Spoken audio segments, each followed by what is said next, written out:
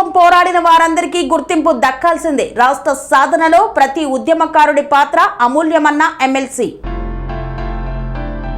తెలంగాణ రాష్ట్ర సాధన అనేది ఏ ఒక్క నాయకుడి, రాజకీయ పార్టీ లేదా సంస్థ కృషి ఫలితం కాదని, సమాజంలోని అన్ని వర్గాలు భుజం భుజం కలిపి సాగించిన సుదీర్ఘ పోరాటం.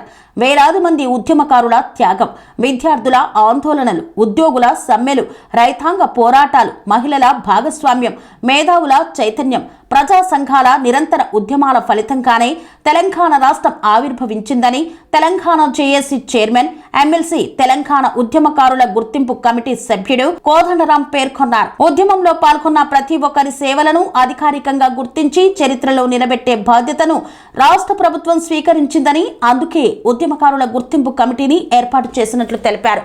కొమరం భీం ఆసిఫాబాద్ జిల్లా కాగజ్నగర్ పట్టణంలోని పటేల్ గార్డెన్స్ లో నిర్వహించిన జిల్లా తెలంగాణ ఉద్యమకారుల ఆత్మీయ సమ్మేళనంలో ముఖ్య అతిథిగా పాల్గొని ప్రొఫెసర్ కోదండరాం మాట్లాడారు.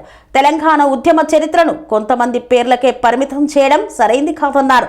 గ్రామ స్థాయి నుండి రాష్ట్ర స్థాయి వరకు ఎలాంటి గుర్తింపు ఆశించకుండా వేలాది మంది ఉద్యమంలో పనిచేశారని, వారి కృషిని నమోదు చేయడం భావితరాల పట్ల మన బాధ్యత అని పేర్కొన్నారు.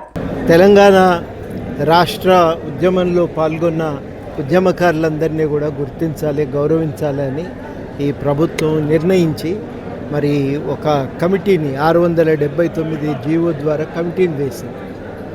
ఈ కమిటీలో కేశవరావు గారు చైర్మన్గా ఉంటే నేను, దయాకరు, రాముల్ నాయక్ గారు, అదేవిధంగా అద్దంకి దయాకర్, అదేవిధంగా శోభన్ రెడ్డి, మంత్రి శ్రీ పొన్నం ప్రభాకర్ గారు అందరం కూడా సభ్యులుగా ఉన్నాం. ఈ కమిటీకి ఉద్యమకారులను అంటే ఎవరు, వారిని ఎట్లా గుర్తించాలి, ఉద్యమకారుల జాబితా తయారు చేయటం, ఉద్యమకారుల గౌరవార్థం ప్రభుత్వం తీసుకోవలసిన చర్యలను రూపకల్పన చేయటం అనే 3 బాధ్యతలను అప్పచెప్పింది. అయితే ఈ విషయాల మీద నిర్ణయానికి ఎట్లా రావాలో మాకు కూడా తోచలేదు. అందుకని మేము అనుకున్నది ఏంటంటే ఉద్యమకారులనే అడుగుదాం, తెలుసుకుందాం. దానికోసం దాదాపుగా ఒక 18 రోజులు మీటింగ్స్ జరిగినాయి. ఒకరోజు అధికారులతోని, ఒకరోజు రాజకీయ పార్టీలతోని, ఇంకా 16 రోజులేమో ఈ వివిధ ఉద్యమకారులతోని కలిసినాం. అందులో విద్యార్థులు ఉన్నారు, మహిళలు ఉన్నారు, కళాకారులు ఉన్నారు, అదేవిధంగా జేఏసీల్లో పనిచేసిన వాళ్ళు, ట్రేడ్ యూనియన్లు అందరు కూడా ఉన్నారు. వాళ్ళందరితో కూర్చొని విపులంగా మాట్లాడి అభిప్రాయాలు తీసుకున్నాం. సుమారు 13,000 మంది సమావేశాలకు హాజరైతే 1000 మందిని మాట్లాడించగలిగినాం సమయ భావం వల్ల. ఆ 1000 మంది కూడా విషయాలు వివరించారు, రాసుకున్నాం, రికార్డ్ చేసుకున్నాం.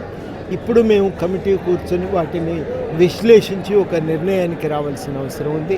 నిర్ణయానికి వచ్చిన తర్వాత అసలు ఉద్యమకారులకు మళ్ళీ వాళ్ళు తమ దరఖాస్తు ఇవ్వటానికి ఒక అవకాశం కూడా ఇస్తాం. నోటిఫికేషన్ కూడా వస్తుంది. దరఖాస్తు ఎట్లా ఇవ్వాలి ఏంది అనేది దాంట్లో మేము స్పష్టంగా వివరిస్తాం. అప్పుడు ఎవరు దరఖాస్తు చేసినా దాన్ని పరిశీలించి ఆధారాలను బట్టి నిర్ణయానికి వస్తాం. ఎవరు కూడా డబ్బులు ఇస్తే లిస్టులో పెట్టిస్తామని ఆశ చూపితే డబ్బులు ఇవ్వవలసిన అవసరం లేదు. కమిటీ ఎవరి ప్రభావానికి లోను కాదు, పూర్తిగా వాస్తవాల మీద ఆధారపడి నిర్ణయం తీసుకుంటుందని ఈ సందర్భంగా మేము స్పష్టంగా చెప్పదలిచాం. ఇంకా లేదు, అది కూడా మేము ఇంకా మాట్లాడి రేపటి ఎల్లుండి కలిసినప్పుడు మేము మాట్లాడుకుంటాం. కాబట్టి మీ అందరికీ మేము చేసే విజ్ఞప్తి ఏంటంటే, మీ ద్వారా ప్రజలకు మేము చేసే విజ్ఞప్తి ఏంటంటే, ఈ పని ఇంకా జరుగుతున్నది కాబట్టి ఇప్పటికి ఇంకా ఒక ముగింపు అయితే కాలేదు. ఇంకా కొంతమంది మేము విడిగా కలుస్తామన్నారు పెద్దలు, ఉదాహరణకి ఎమ్మెల్యేలు, ఎమ్మెల్సీలు కలుస్తామన్నారు, మంత్రులు, వాళ్ళకు కూడా ఒకరోజు మేము టైం పెట్టుకోవాల్సి ఉంటుంది. కౌన్సిల్ చైర్మన్ గారే అన్నారు 69లో తాను ఏ రకంగా కేసుల్లో ఇరికింది, జైలు పాలైంది, అవన్నీ చెప్తా ఉన్నారు. ఒకసారి విషయాలన్నీ చెప్తారు వారంతా కలిసి. అది ఒకటి మిగిలి ఉంది. అట్లాగే కొన్ని సంఘాలు ప్రత్యేకంగా కలవటానికి సమయం అడిగినాయి. అవి కూడా మేము ఈలోగా పూర్తి చేస్తాం. వీలైనంత తొందరగానే దీన్ని పూర్తి చేయాలనే ఒక ప్రయత్నము, తాపత్రయం అయితే కమిటీ సభ్యుల్లో కూడా ఉంది. ఒక విషయం ఏంటంటే, ఈ పరిణామం అంటే ఈ కమిటీ ఏర్పడటం, ఈ చర్చలు జరుగుతున్న క్రమంలో నేను ఒక మార్పును గమనించిన. అంతవరకు ఒకరిద్దరు వ్యక్తుల వల్ల తెలంగాణ వచ్చిందని అందరూ కూడా అనుకున్నారు, నమ్మినరు. కానీ ఇప్పుడు అందరిలో ఒక అభిప్రాయం ఏంటంటే తెలంగాణ అనేది సమిష్టి పోరాటాల వల్ల వచ్చింది, ఈ రాష్ట్రం బాగుపడి అందరికీ ప్రయోజనాలు కలిగించాలి అని అందరూ కూడా ఇప్పుడు కొత్తగా ఆలోచించటం నేర్చుకున్నారు. నా దృష్టిలో తెలంగాణ చరిత్ర పట్ల మనకున్న దృష్టికోణమే సమూలంగా మారిపోయింది. ఇది సమిష్టి పోరాటాల ఫలితం అనే భావన ఇవాళ ప్రతి ఒక్కరిలో కూడా బలపడిపోయింది. అందువల్లనే ఈ చర్చకు కూడా ఆస్కారం కలిగింది. ఇది ఒక మంచి పరిణామం అని నేను భావిస్తూ ఉన్నా.